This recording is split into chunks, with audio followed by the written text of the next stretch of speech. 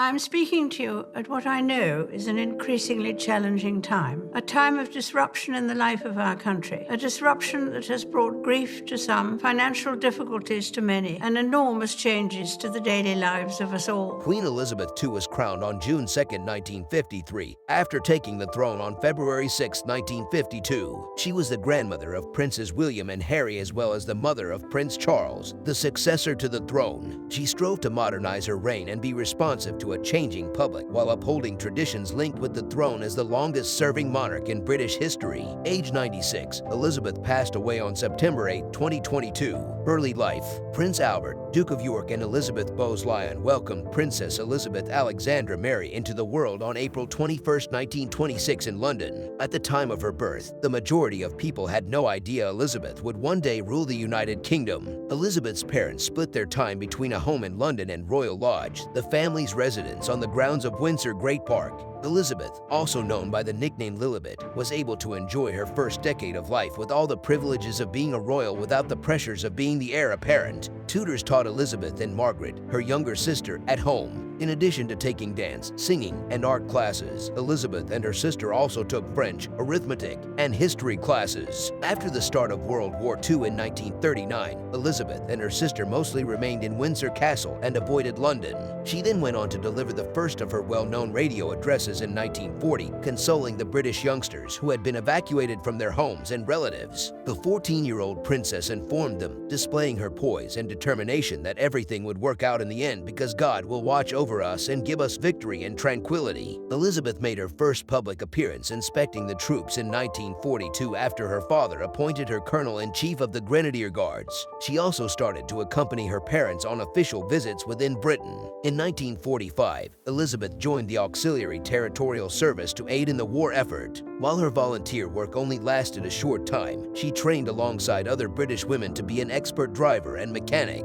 Ascension to the crown: Elizabeth's uncle, King Edward VIII, succeeded Elizabeth's grandfather George V when he passed away in 1936. However, Edward was in love with American divorcee Wallis Simpson and had to decide between the kingdom and his heart. In the end, Edward abdicated in favor of Simpson, altering the direction of her life and establishing her as the presumed heir to the British throne. In order to highlight continuity with his father, her father adopted the name George when he was anointed King George VI in 1937. After King George's death in 1952, her mother, Queen Elizabeth, assumed the title of Queen Mother, and her daughter, Queen Elizabeth II, assumed the title of Queen. Coronation: at the age of 25, Elizabeth was crowned Queen Elizabeth II on June 2, 1953, in Westminster Abbey. When her father, King George VI, passed away on February 6, 1952, Elizabeth took on the duties of the reigning monarch. The coronation ceremony was televised for the first time ever, allowing viewers all around the world to see the pomp and circumstance of the occasion.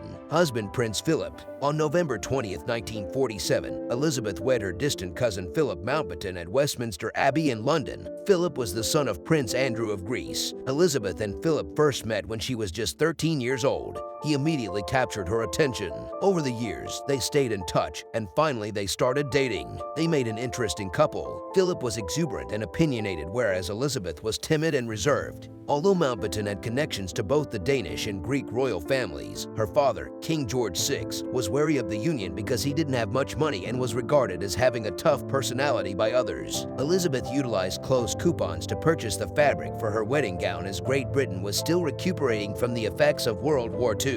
The family adopted the name Windsor, a decision pushed by her mother and Prime Minister Winston Churchill that irritated her husband. She changed her mind in 1960, ordering that her descendants take the surname Mountbatten Windsor if they lacked royal titles or needed last names for legal reasons, such as weddings. Philip died on April 9, 2021, at the age of 99. Over the years, he caused a great deal of public relations issues with his controversial, off-the-cuff remarks and rumors of potential infidelity. Children: Elizabeth and Philip didn't spend any time in having a child. Daughter Anne was born in 1950, and son Charles was born in 1948, the year following their wedding. Sons Andrew and Edward were Elizabeth's next two children, born in 1960 and 1964, respectively. Charles was formally formally designated as her successor in 1969 when she bestowed upon him the title of Prince of Wales. In 1981, 32-year-old Charles married 19-year-old Diana Spencer, and claims later surfaced that he was forced into the union by his family. Hundreds of millions of people watched the wedding on television. Millions of people watched the wedding on television, and there were huge crowds in the streets of London during the ceremony.